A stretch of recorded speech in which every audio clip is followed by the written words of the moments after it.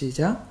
그러므로 아브라함이 주께서 자기에게 말씀하셨던 대로 떠났으며 또 롯이 그와 함께 갔으니 아브라함이 하란을 떠날 때 75세였더라. 아브라함이 그의 아내 사레와 그의 형제 아들 롯과 하란에서 그들이 모든 소유와 그들이 얻은 사람들을 데리고 가나안 땅으로 가려고 떠나서 가나안 땅으로 들어왔더라. 아브라함이 그 땅을 통과하여 세겜 땅 모래의 평지에 이르니 그때 가나안인들이 그 땅에 있더라. 주께서 아브라함에게 나타나시어 말씀하시기를 내가 이 땅을 내 씨에게 주리라 하시니 그가 그곳에다 자기에게 나타나신 주께 제단을 쌓았더라. 그가 거기서부터 베델 동쪽 산으로 옮겨 그의 장막을 치니 서쪽은 베델이요 동쪽은 아이라. 그가 그곳에서 주를 위하여 제단을 쌓고 주의 이름을 불렀더라. 아브라함이 이동하여 남쪽으로 향하여 계속 가더라. 아멘. 아브라함 일대기 속에 보면 하나님께서 참 많은 것을 담아 두셨어요. 아브라함의 이야기가 시작되기 전의 이야기도 전주곡도 굉장히 웅장하게 울렸었죠. 웅장하게 울렸다는 것은 에덴 동산의 범죄 사건, 그 다음에 라멕 이야기, 그 다음에 노아 홍수 이야기, 바벨탑 사건, 사실은 굉장한 전주곡이죠. 그리고 아브라함을 등장시키고 11장까지가 전주곡이라면 아브라함 이야기는 12장부터 25장까지니까 앞에 전주곡보다 훨씬 길겠죠? 길게 아브라함 이야기. 왜? 아브라함 이야기가 참 중요한 자리에 있기 때문에. 왜냐하면 앞으로 이스라엘 백성들에게 이어질 모든 일들은 하나님께서 아브라함에게 언약하신 대로 진행할 거니까요. 그런 관점에서 아브라함 이야기는 모든 성경을 이렇게 맥을 잡는데 중요한 위치를 차지하고 있습니다. 그래서 전주곡도 웅장하고 그 내용도 놀랍게도 이 소돔과 고모라 사건을 아브라함 이야기 속에다 집어넣음으로 인해서 구원받은 자와 심판받는 자를 어떻게 나누는가, 이런 부분까지도 아브라함을 소개하는 과정 속에 설명을 하고 있죠. 오늘은 좀 이런 부분들을 저와 여러분이 한번 나누어 보려고 합니다. 약속받은 자. 오늘 아브라함은 약속받은 자죠. 다른 사람들과 어떻게 무엇이 달랐는가.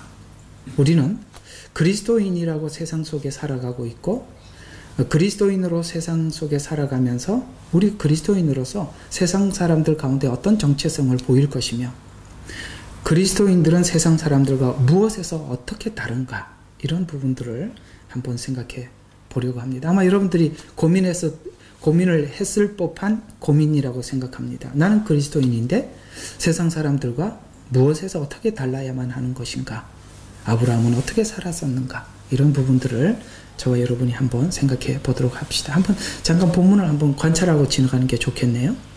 여기 보면은 이 주목해서 봐야 할 부분이요, 7절 이야기입니다. 주께서 아브라함에게 나타나시어 말씀하시기를 내가 이 땅을 내 씨에게 주리라 하시니 그가 그곳에다 자기에게 나타나신 주께 뭐를 쌓았다고요? 제단을 쌓았더라. 그리고 8절에도 보면 그곳에서 주를 위하여 제단을 쌓고 주의 이름을 불렀더라. 제단을 쌓았다, 주의 이름을 불렀다. 이런 말들이 저 13장에도 또 등장하지요. 13장 4절 아브라함이 처음 제단을 쌓았던 자리, 그곳에서 주의 이름을 불렀더라. 그러니까 이런 말들이 자주 등장합니다. 제단을 쌓았다. 어디를 가면은 제단부터 쌓고 주의 이름을 부르고, 제단을 쌓고 주의 이름을 불렀다. 이런 사람이 되었다는 이야기죠. 하나님 중심, 가장 먼저 하나님을 생각하고 하나님 앞에 예배하고 하나님의 음성을 듣고 하나님과 교제하고, 그런 인생을 살았다라고 이야기를 합니다. 우리가 예수님을 믿고 우리가 진심으로 영접하고 난 이후에 여러분의 삶이 아마 과거에는 어떤 다른 목적을 놓고 한 주간을 보냈겠지만, 지금은 여러분의 인생에 가장 중요한 것은 예배라는 그것을 중심에다 놓고 모든 것을 계획할 것입니다. 그래서 예수님을 알고 난 뒤에 뭘 하나 알게 되냐면은, 날짜는 몰라도 요일은 알아요. 그죠? 그러니까 오늘이 월요일이구나 화요일이구나. 왜냐하면 월요일 주일 지나면 수요일 기다리고 수요일 지나면 금요일 기다리고 토요일 기다리고 주일 기다리고. 근데 며칠이냐고 물어보면 모르죠. 예, 요일은 알죠. 이게 뭐냐면 제단을 쌓는 것입니다. 주의 이름을 부르는 것입니다. 주의 이름을 불렀다는 것은 기도를 상징하고 제단을 쌓았다는 것은 예배를 의미하는 것입니다. 그래서 하나님과 늘 기도를 통해서 대화하고 또 하나님과 만나고 이런 인생을 살더라. 그렇게 종교적으로만 사는 것이 아니라 그렇게 살아서 아브라함은 어떤 사람이 되었는가라는 부분이죠. 그걸 오늘 여러분과 함께 나누어 보도록 하겠습니다. 자, 인간이 가지고 있는 두려움과 공포를 앞에 이렇게 잘 설명한 적이 있었어요.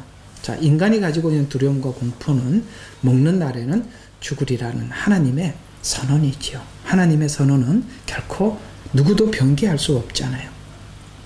그래서 인간에게 이 죽음이라는 두려움이 찾아오기 시작했고 사는 날 동안은 가인이 이야기한 것처럼 죄와 벌이 중하여 견딜 수 없나이다. 이게 인간이 태어나면 겪는 공포심과 두려움이죠.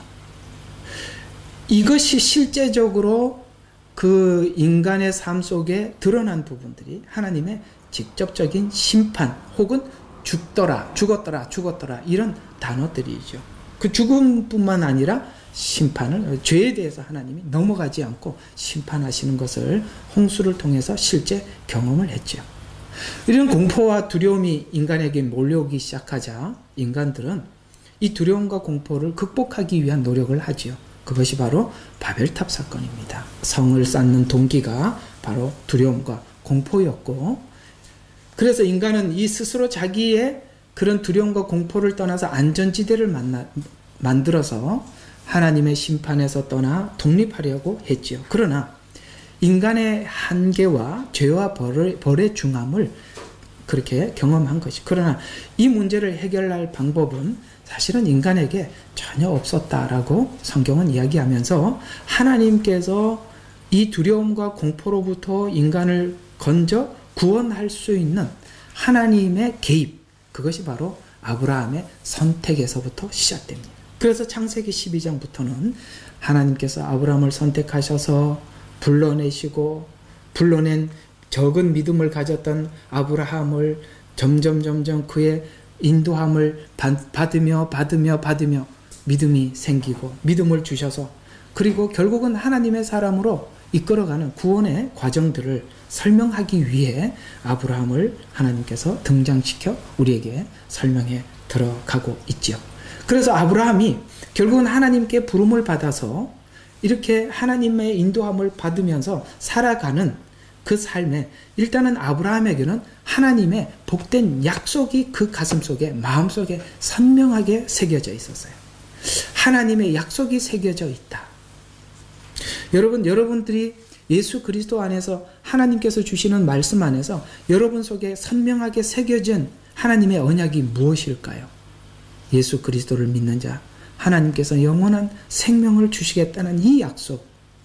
이 약속은 마치 아브라함이 하나님께 약속을 받아서 그 약속이 흔들림 없이 살게 되었듯이 오늘 우리에게도 하나님께서 우리에게 주시는 그 생명의 복음, 이것이 우리 마음속에 약속으로 뚜렷하게 새겨져 있지요.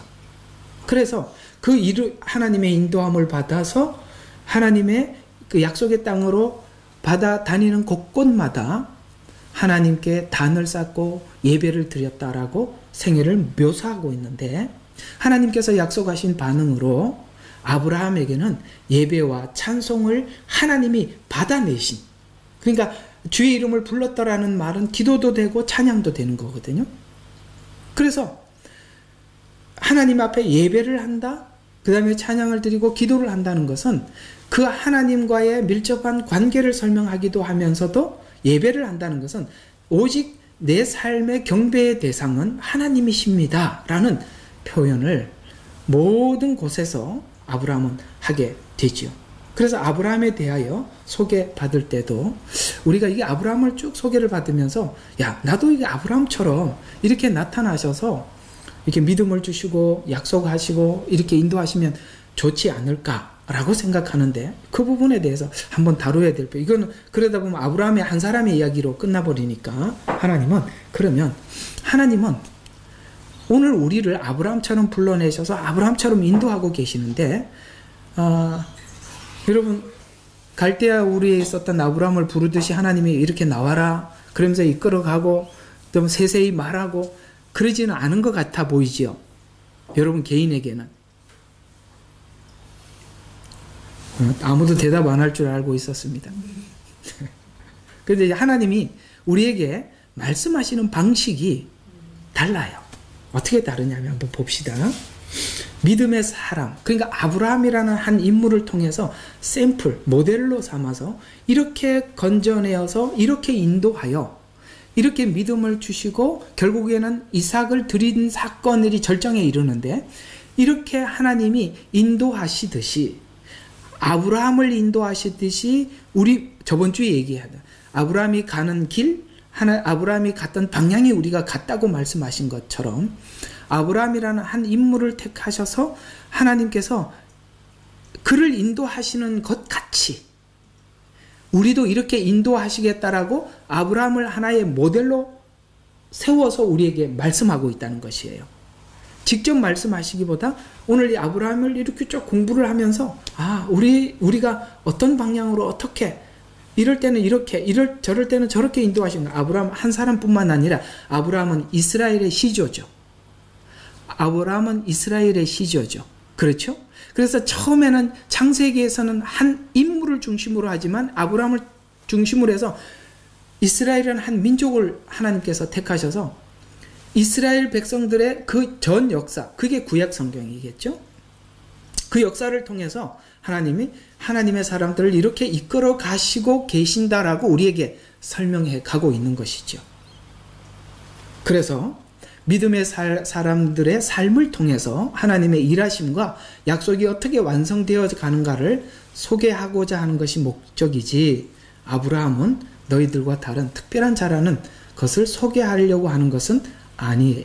그래서 인류를 향한 구원과 일하시는 방법이라는 것에서 아브라함을 소개하고 있는 것입니다. 그래서 창세기 12장에 아브라함을 세우신 강조는 복의 근원으로 삼아서 특별한 위치에 서서 우리에게 하나님께서는 이 아브라함을 통해서 메시지를 전달하는 자로 세웠다라는 뜻이죠. 아브라함이 하나님의 약속을 어떻게 받아들여서 어떻게 항복했는가를 모든 사람 앞에 하나님이 증언하셔서 이제 하나님께서 이스라엘 백성들에게 나타날 때마다 하나님 당신은 누구십니까? 라고 물으실 때 하나님이 이렇게 대답을 하시죠. 나는 아브라함의 하나님이요 이삭의 하나님이요 야곱의 하나님이다. 나에 대해서 알고 싶으냐? 그러면 아브라함에 대해서 살펴봐라. 이삭에 대해서 살펴봐라. 야곱에 대해서 살펴봐라. 이해가 가시죠? 이런 방법으로 우리에게 설명을 하고 있다. 그러니까 곧 성경의 이야기는 아브라함의 하나의 이야기가 아니라 하나님은 이 아브라함을 통해서 우리에게 지금 수많은 메시지들을 말씀을 전달하고 있는 것이죠. 그래서 성경 말씀은 누구의 이야기가 아니라 나의 이야기가 될 수 있는 것입니다. 그래서 아브라함이 하나님의 약속을 어떻게 항복했는가를 모든 사람들 앞에서 증거하시는데요. 각 개인에게 직접 나타나서 설명하기보다는 한 인물을 세워서 하나님이 소개하는 것이 하나님이 우리를 만나주시는 방식인데 이것을 증언하기 위해서 지금 현재는 여러분들은 하나님이 어떤 분입니다, 어떤 분입니까? 라는 것을 이런 분입니다 라는 것을 증언자를 통해서 지금 소개받고 있는데 저는 지금 여러분들에게 하나님을 소개하는 증언자로 서 있고 저는 무엇을 가지고 증언하는 내 개인적인 인생의 경험을 체험을 가지고 여러분에게 설명하는 게 아니라 저도 성경을 가지고 설명을 하고 있죠. 이해가 가세요? 그래서 하나님은 증언자에게 증언하기 위해서 증언을 위해서 세운 자를 통해서 증언을 하고 있는데 이 증언자들은 특별하게 다른 사람이 아니라 같은 그러니까 아브라함의 일대기를 보면 아브라함의 믿음이 좋은 게 아니라 넘어진 사건, 실수한 사건들이 나오지요. 왜요? 우리하고 성정이 같은 사람이니까. 같은 인간이니까.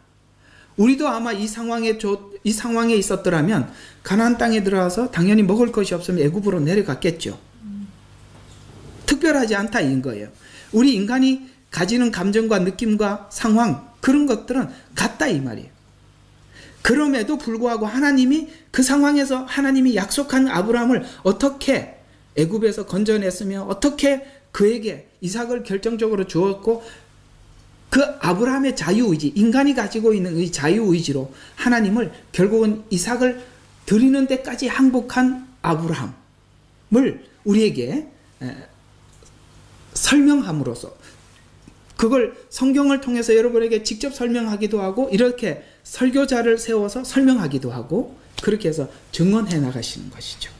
그래서 한번 요거 하나 정리하고 넘어갈 필요가 있어요. 자, 이걸 한번 정리합시다. 아브라함은 특별하지 않다. 이걸 지금 이야기하고, 공감하십니까? 아브라함은 다른 사람이 아니에요. 또 하나, 목사도 특별하지 않다. 똑같습니다. 자꾸 여러분들이 사람을 넘어가지 못하는 이유가 뭐냐면, 목사는 특별하기 때문에 세웠고, 목사는 하나님과 더 가깝기 때문에 우리하고 다를 것이다라는 게 아니에요. 같은 인간이고, 똑같은 두려움 상황이 오면서 목사는 하나도 안 두렵고 여러분만 그렇지 않다 이 말이에요.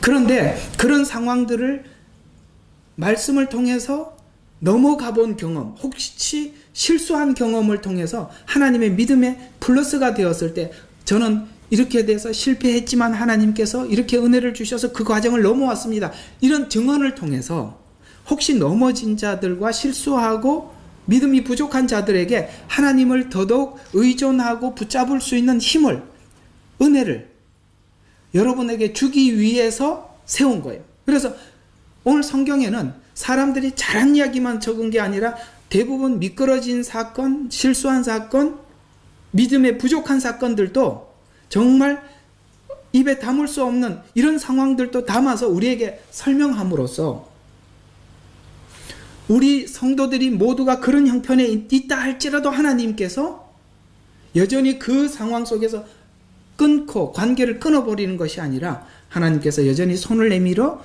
우리를 이끌어내기를 원하신다라고 우리에게 믿음을 주게 하기 위함이라 이 말이에요. 그래서 성경은 가감없이 기록한 거예요. 다윗의 이야기가 왜 밧세바 사건을 기록했겠습니까? 훌륭한 위인으로 남으려면 그 밧세바 사건은 적지 말아야죠.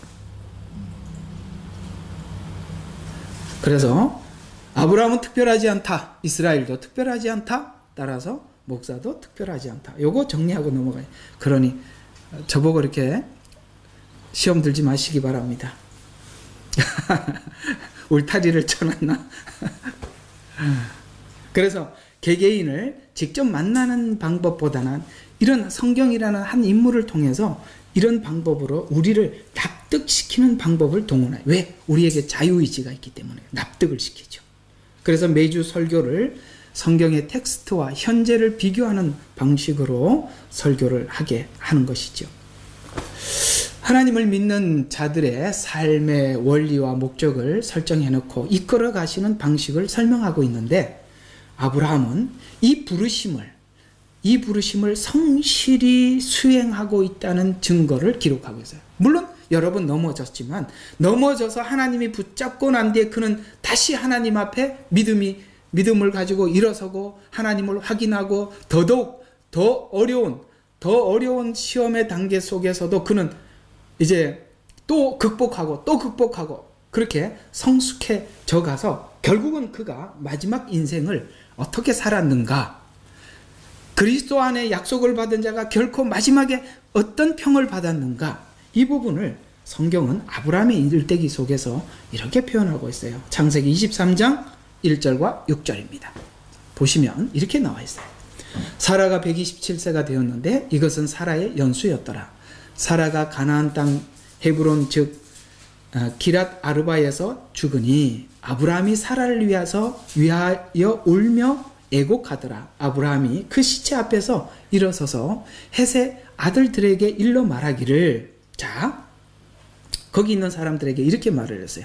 나는 타국인이요 당신들 가운데 기거하는 자니 당신들 가운데서 매장지를 내게 주소서, 소유로 주셔서 나의 죽은 자를 내 앞에서 장사하게 해주시오 하니 헷 자손들이 이렇게 대답을 했어요. 아브라함에게 대답하기를 내 주여 들으소서, 당신은 우리 가운데 강력한 통치자니 우리의 묘실 중에서 좋은 것을 골라 당신의 죽은 자를 장사하소서. 우리 중에는 아무도 자기의 묘실에다가 당신의 죽은 자를 장사함을 금지시킬 자가 없으시니다 하니. 무슨 뜻이냐? 이게 바로 아브라함이 세상 사람들에게 보여줬던 그리스도인의 삶의 진수라 이 말이에요.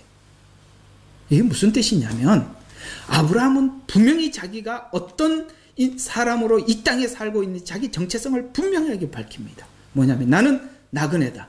나는 기거하는 사람이다. 여러분, 이 땅이, 여러분이 지나가는 이 땅이 어떤 곳이라고 생각하십니까? 여기는 분명히 나그네입니다. 이 땅을 나그네로 생각하고 사는 사람과 이 땅이 내가 살 아주 너무 중요하고 여기서 죽으면 다 끝이다 이렇게 생각하는 사람들과의 삶은 분명히 다릅니다. 베드로전서에서도 우리에게 말씀하고서 나그네와 행인 같은 너의 일을 권하노니. 그렇습니다. 우리는 그냥 지나갈 뿐이에요. 아브라함은 분명히 자기의 인생의 정체성을 알고, 자기가 돌아갈 본향이 어딘지, 지금 살아가고 있는 이 땅이 어딘지 알고 있습니다. 결코 이 땅에 있는 어떤 것과 협상하거나 타협하지 않았어요. 여러분, 이런 이야기들은 정말 중동에 있는 성도들이나 혹은 중국에 있는 성도들이나 핍박이 가중된 북한에 있는 성도들은요, 이게 너무 이 정체성이 뚜렷합니다. 근데 이렇게 여유롭게 사시는 분들은 이런 부분들에 대한 인식이 참 약한 것 같아요. 근데 그 사람들은 이런 거에 대해서 두려워하지 않아요. 조금 내 삶이 어떤 패턴이 바뀌는 거에 대해서 무서워하지 않습니다. 그냥 당연하게 여겨지죠. 우리는 뭔가 조금만 어려운 어떤 뭐가 생활이 좀 패턴이 바뀌고 이 질서가 틀어지고 이렇게 하면 앞으로 두려우면 어떡할까? 여기에 너무 연연하는 거예요. 아무렇지도 않게 생각했어요. 분명히 아브라함은 이야기합니다. 나는 기거하는 자다 라고 이야기합니다. 그런데도 불구하고 이 햇사람들은, 이 가나안 땅에 있는 사람들이 아브라함의 이 삶을 보았어요. 그에게 이렇게 이야기합니다. 들으소서, 당신은 우리 가운데 강력한 통치자다. 무슨 말이냐면, 야, 아브라함이 무슨 강력한 통치자? 그는 나그네로 여기 살고 있는데. 그런데 햇사람들은 강력한 통치자. 무슨 뜻이냐면요, 하나님이 그 뒤에서 일하는 것을 햇사람들이 봤다는 거예요. 우리가 살아가는 삶의 목적이 뭐냐면 세상 사람들에게 빛이 되고 소금이 되는 거예요. 당신 뒤에 일하는 하나님을 봤다. 너는 어떻게 모든 결정과 선택에 있어서 우리와 다른가? 왜 양보할 수 있는가? 세상 사람들은 자기를 위해서 사니까 양보 못하죠. 여러분 기억하시기 바랍니다. 오늘 아브라함은 분명히 자기 자신에 대해서 나는 나그네입니다. 기거합니다. 우거하는 사람입니다. 이렇게 표현하고 있어요. 이 강력한 통치자라는 말은 작은 왕이라는 고백인데요. 여기서 모든 민족의 아비로 살았다고 헷 족속은 고백하고 있어요. 하나님을 의지하고 사는 자라는 것을 그 이웃들이 보았다는 뜻입니다. 이 일은 사망과 죽음밖에 없는 인류에게 하나님의 일하심을 드러내는 전달자로 삼았다는 말이에요. 여기 있는 헷족속들과 같이 이 세상의 모든 사람들은 사망과 죽음밖에 없어요. 아까 말한 것처럼 이 창세기 12장까지 전주곡들이 뭐였어요? 전부 다 인간에게 찾아온 죽음과 두려움에 사람들이 떨고 있었다라는 이야기 아니겠습니까? 모두 다 공포와 두려움 속에 있는 그곳에 하나님이 찾아오셔서 아브라함을 세워서 이런 방식으로 구원하겠다 약속을 주셔서 그 약속을 받은 사람이 그 마음속에 있는 약속의 그 기쁨이, 그 언약이 흔들리지 않게 사람들에게 증거한 증거자로 살았다. 그래서 그 일꾼을 통해서 하나님과 관계가 어떤 것이며 그 관계 속에서 하나님께서 어떻게 믿음의 과정을 밟아가시고 그 아브라함은 그 과정 속에서 하나님 앞에 어떻게 항복했으며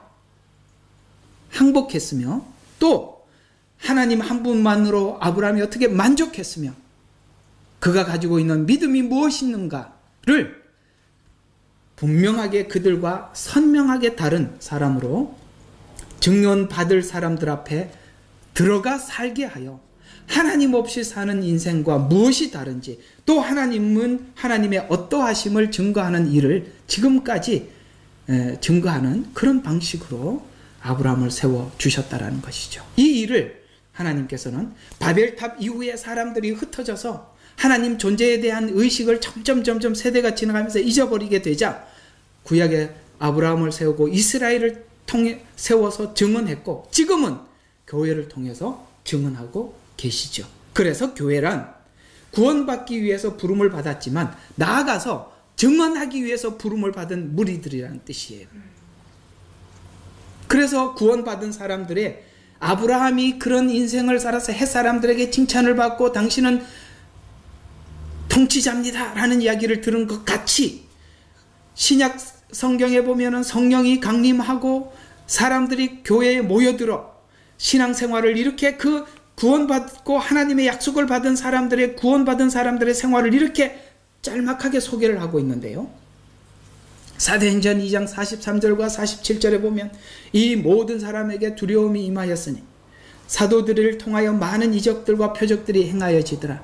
믿는 사람들이 다 함께 있으면서 모든 물건을 공통으로 쓰며 또 자기 재산과 소유물을 팔아서 각 사람들의 필요에 따라 모든 사람에게 나누어 주더라. 그리고 그들이 날마다 하나가 되어 꾸준히 성전에 모이며 또 집집마다 돌아가며 떡을 떼고, 이거 오타네요.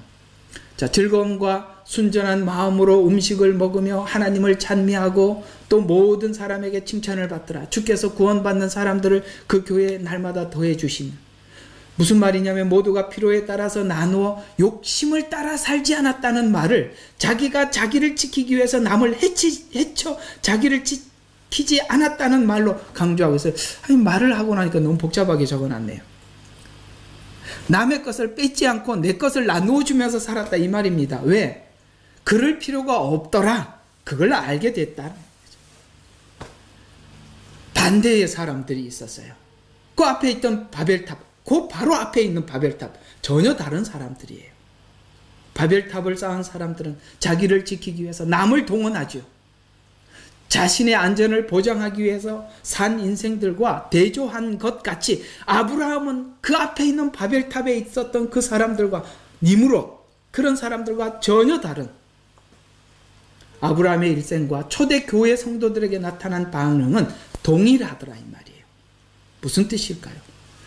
예수를 믿는다, 하나님의 약속을 가진 사람들은 삶은 똑같을 수밖에 없어요. 야, 요게 사도행전의 2장에 있는 초대교회 이 사람들만 그랬겠지, 아브라함만 그랬겠지가 아니라 이 말이에요. 하나님의 약속이 우리 가슴 속에 있다면 이렇게 살 수밖에 없는 거 아니냐, 그게 자연스럽게 나오더라. 그래서 하나님을 따라 만족하는 것이 세상을 따라 살아가는 것보다 좋더라를 넘어서 만족하게 살았다. 만족했기 때문에 나누어 주기. 그랬더니 구원받는 사람을 더하게 하시더라는 말이, 이 말은 사람들의 본질적 이해를 받아냈다는 말이에요. 아, 그래, 사람들은 마음에 이것이 저게 정상적인 인생이지 라고 생각만 하고 있었는데 실제 그렇게 사는 사람들이 있더라는 거예요. 그렇습니다. 우리 마음속에 남의 것을 뺏어오고 싶은 마음보다 어려운 사람들을 나누어주고 싶은 마음. 여러분들, 자, 부자가 내 오른쪽에 있고, 오른쪽 이쪽이네. 부자가 오른쪽에 있고 거지가 왼쪽에 있으면 어느 쪽에 동정이 가요? 이 마음에, 솔직한 마음에 부자에게 대해서 미움이 갑니까? 아니면 이 부자, 그 가난한 거지에게 동정심이 생겨요? 본심은, 인간의 본심은 거지에게 나누어 주고 싶은 마음이 본심이에요. 그게 마음만 있었지 실천을 못하는 게 인간이래. 왜? 자기도 살아야 되니까. 두려움이라 이 말이죠. 그러나 하나님의 약속이 있으니까 그걸 할 수 있더라 이 말이에요. 그걸 보고 사람들이, 구원받는 사람들이 더 모였다는 것은 그래, 맞아, 저게 오라 인정받았다는 뜻이에요. 오늘 햇사람들에게 아브라함이 인정을 받듯이 말이죠.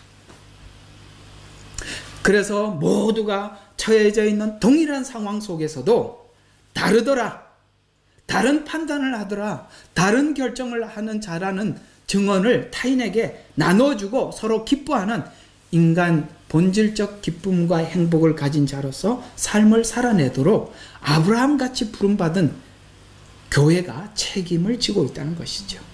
왜 그렇게 살 수 있을까요?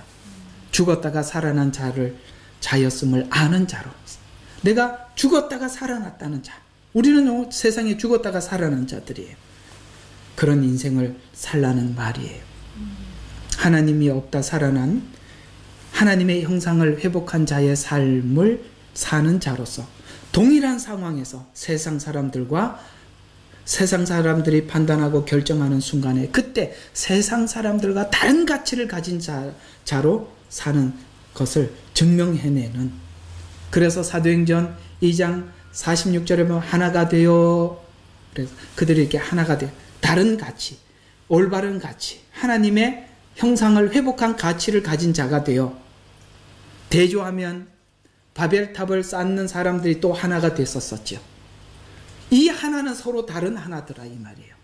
그래서 바벨탑을 쌓기 위해서 모두 하나가 되었고, 여기는 뭡니까? 모든 사람들과 함께하고 나눠주기 위해서 하나가 되었고, 이 부분이 선명하게 다르더라. 이걸 하나님이 우리에게 증언하고 싶은 거죠. 아브라함이 그런 삶을 사는 자로 세상 사람들에게 증거해서 그 삶을 저주하거나, 자, 저렇게 사는 것이 하나님이 저렇게 했구나, 그렇게 해서 저렇게 됐구나 라는 것을 보고 누구는 저주하고, 이상하게 이런 사람도 이렇게 저주한대요. 아브라함을 저주하는 사람도 있고 축복하는 사람도 있대. 그래서 하나님이 처음부터 그렇게 얘기한 거예요.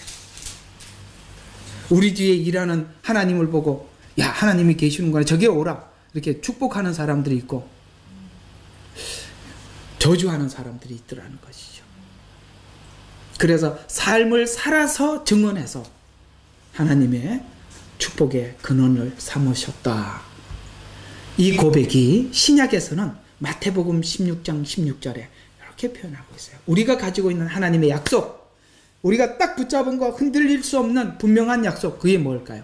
주는 그리스도요 살아계신 하나님의 아들입니다. 이거 우리 누구에게도 양보할 수 없는 분명한 하나님의 약속이죠. 이 한 가지 고백으로 교회를 세워서 이제 이 약속을 가진 자들이 땅에서 삶을 살게 해서, 땅에서 매이면 하늘에서 매이고 땅에서 풀면 하늘에서 풀리듯이, 아브라함식으로 말하면 너를 저주하는 자를 저주하고 너를 축복하는 그래서 세상에 빛된 자로 살아서 아브라함에게도 저주하는 자 저주하고 축복하는 자를 축복하는 방식으로 성도의 삶은 그리스도인으로 살아가는 살아서 증거하는 증거자로 사는 것이 부르심입니다.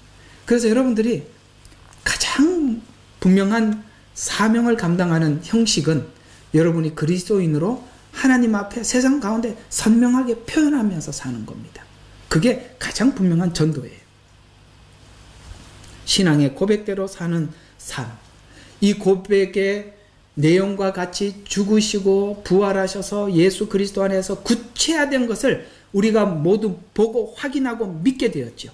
그래서 이제는 우리 마음속에 나를 위해서 죽으신 주님 앞에 내가 항복함으로써 그 항복함이 우리의 일상의 삶으로 나타내 그 생애를 통해 사소한 삶의 생애에서 우리가 작은 상황 속에서도 그리스도인으로서 분명히 다른 삶을 살아내는 것, 이것이 하나님께서 아브라함을 부르신 목적이며 저와 여러분을 부르신 하나님의 의중이라는 것이죠. 그래서 아브라함은 특별한 사람 혹은 유명한 자가 아니라 그 뒤에 있는 하나님의 손길이 위대해서 우리가 그 위대한 것이, 그래서 그런 것처럼 우리가 위대한 것이 아니라 우리 뒤에 일하는 하나님이 위대하다는 것이죠.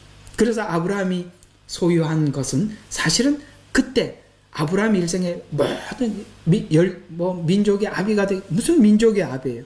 그는 100세에 얻은 이삭 하나밖에 없었어요. 그런 것처럼 우리가 가지고 있는 신앙 고백도 오직 하나밖에 없어요. 주는 그리스도요 살아계신 하나님의 아들입니다. 이 말씀. 그래서 요한계시록에 보면 빌라델비아 교회인가요? 너희가 작은 것을 가지고 하나님에 대한 지식은 많지는 않았지만 그 말씀을 가지고 끝까지 붙잡고 순종하면서 살았던, 그걸 하나님이 칭찬한 것처럼 여러분이 하나님에 대한, 성경에 대한 지식이 박식하고 풍성해서 지켜내는 것이 아니라 작은 말씀 한 말씀이라도 그 말씀 하나님 꼭 붙잡고 그 약속 붙잡고 살아가는 그 삶, 그것이 바로 위대한 그리스도인의 삶의 여정이요, 삶의 방향성이라는 것. 그러한 인생을 살도록 하나님 우리를 부르셨다는 것이죠. 오늘 이야기들을 한번 정리를 해보면, 우리 인생에서 하나님의 부르심을 뒤돌아 생각해보면, 하나님은 아들을 우리에게 주셔서 우리에게 믿음을 확고히 하게 하셨고, 그 아들을 믿는 믿음이 확고해진 믿음을 통해서 이 세상 사람들이 이해하는, 그저 살다가 사라질 인생을 사는 사람들과 구별하여 우리는 하나님 나라의 소망을 가진 자로서 이 땅이 나그네요, 행인이요, 우거하는 자로 이해하게 돼요. 우리는 하늘의 풍성한 약속을 받고 풍성함을 가지고 이렇게 믿음을 가지고 나누어주고 사랑의 씨를 뿌리고 그 다음에 미래에 있을 소망의 기대를 가진 이런 믿음을 가져서 세상 사람들과 구별되어 살아가도록 우리를 부르셨다. 아마 여러분이 인생 마지막에 해쪽 속에 아브라함에게 했던 이 고백처럼 당신은 정말 하나님의 사람입니다. 이 말을 듣기 위해서 살아가는 게 아니라 하나님의 약속을 가지고 하나님과 올바른 관계를 가지면 자연스럽게 사라질 수밖에 없는 인생을 살아서 여러분의 생에도 엄마 보니까 하나님이 계신 것 같아요. 이런 이야기를, 또 아빠도 빼면 안 되겠죠? 아빠 보니까 정말 하나님의 사람 맞습니다.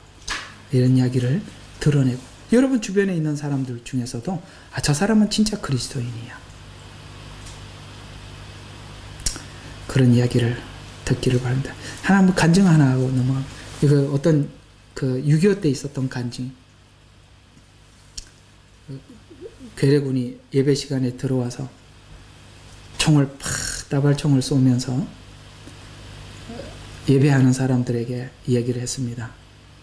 여기서 예수님 사진이 초상화 같은 게 걸려 있는 것을 교회 문 앞에다 탁 내팽개치면서 여기서 예수님께 여기다 사진에다 침을 뱉고 밟고 지나가면 살려주고, 그렇지 않는 사람들은 다 여기서 다 총살시켜 버리겠다고 그랬더니 그 교회 장로님부터 일어서서 아이고 성도들을 살려야지 하고 그렇게 가니까 뒤에 성도님들이 따라가고, 나중에 목사님들 좌우 눈치 보니까 다 나갔으니까 나도 나가야지 하는데 주일학교 어린애가 하나가 남아가지고 저는 그렇게 할 수 없다고. 그래서 공산당이 뭐라 그러냐면 저것들 다 가자고 너만 진짜군 하고 보내주더랍니다.